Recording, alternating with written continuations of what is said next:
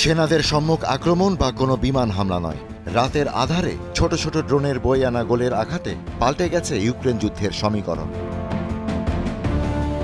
Human rights ওয়াচের ২০২৫ সালের প্রতিবেদন বলছে, রাশিয়ার কোয়াডকপ্টার নামে ছোট ড্রোনের স্বল্প দূরত্বে চালানো হামলায় ২২ থেকে ২৫ সাল পর্যন্ত মারা গেছে কমপক্ষে ৩৯৫ জন।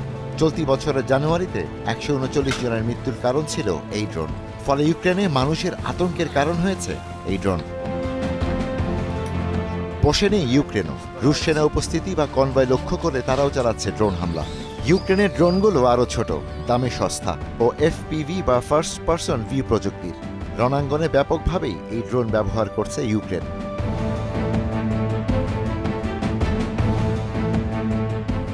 এফপিভি একসময় বেসামরিক রেসিং ড্রোন হিসেবে ব্যবহার হতো। এটি বিস্ফোরক বহন করে সরাসরি লক্ষ্যবস্তুর উপর আঘাত করতে সক্ষম। একজন অপারেটর ড্রোনটি নিয়ন্ত্রণ করেন, আরেকজন হাতে থাকা ট্যাব নিয়ে ড্রোনটিকে মানচিত্র দেখিয়ে দেন। স্বল্প দূরত্বেই হয়তো ড্রোনটি একটি ট্যাঙ্ক খুঁজে পায়। ড্রোনের চোখ খুঁজে নেয় সেই ট্যাঙ্কের দুর্বল জায়গা, যেমন ইঞ্জিন বা গোলাবারুদ রাখার জায়গা। এরপরেই চলে নিখুঁত হামলা। ড্রোনটি পাল্লা মাত্রা ৫ থেকে ২০ কিলোমিটার। মাত্র $৫০০ এই ড্রোন পাল্টে দিয়েছে রণকৌশলের সকল সমীকরণ। ড্রোন যুদ্ধের হিসাবকে পুরো বদলে দিয়েছে।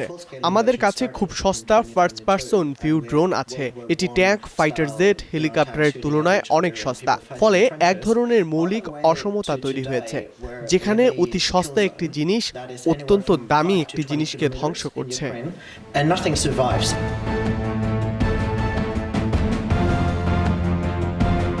অথচ মাত্র ২ বছর আগের কথা। ইউক্রেন যুদ্ধের শুরুর দিকেও ড্রোনের ব্যবহার ছিল খুব অনিয়মিত। আর এখন ইউক্রেনের সশস্ত্র বাহিনীর প্রতিটি ইউনিটের সাথে তাদের নিজস্ব অ্যাসল্ট ড্রোন আছে গোয়েন্দা ড্রোনও, যারা নীরবে লোকচক্ষুর আড়ালে আপনাকে শত্রুর পক্ষের হারির খবর এনে দেবে।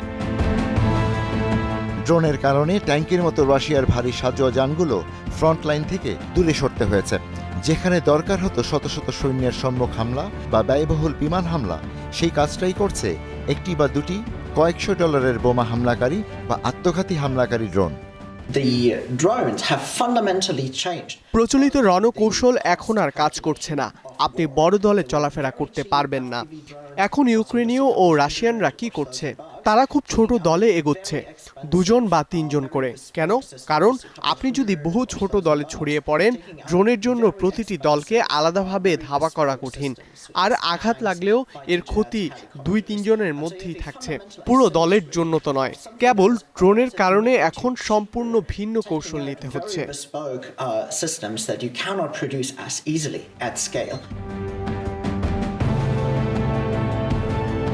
রুশ ইউক্রেন দুই প্রতিপক্ষ এবার কৃত্রিম বুদ্ধিমত্তা নির্ভর ড্রোন তৈরির প্রতিযোগিতায় নেমেছে।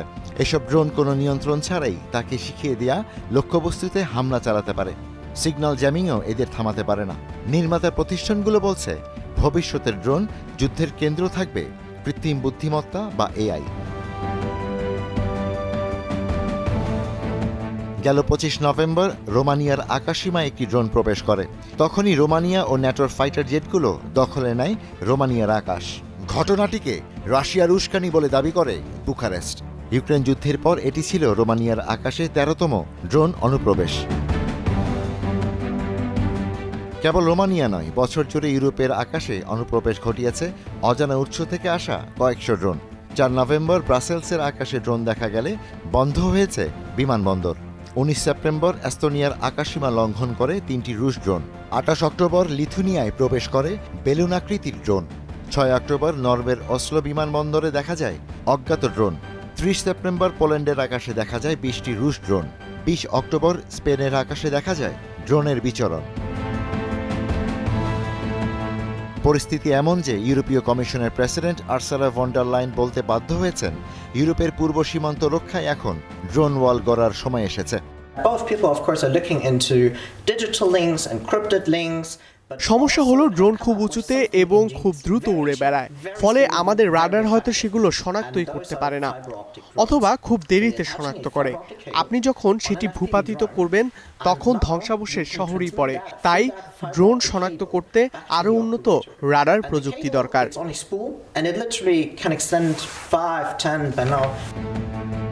এই যখন পরিস্থিতি, তখন কি হবে? ভবিষ্যতের যুদ্ধ বা প্রতিরক্ষা কৌশল।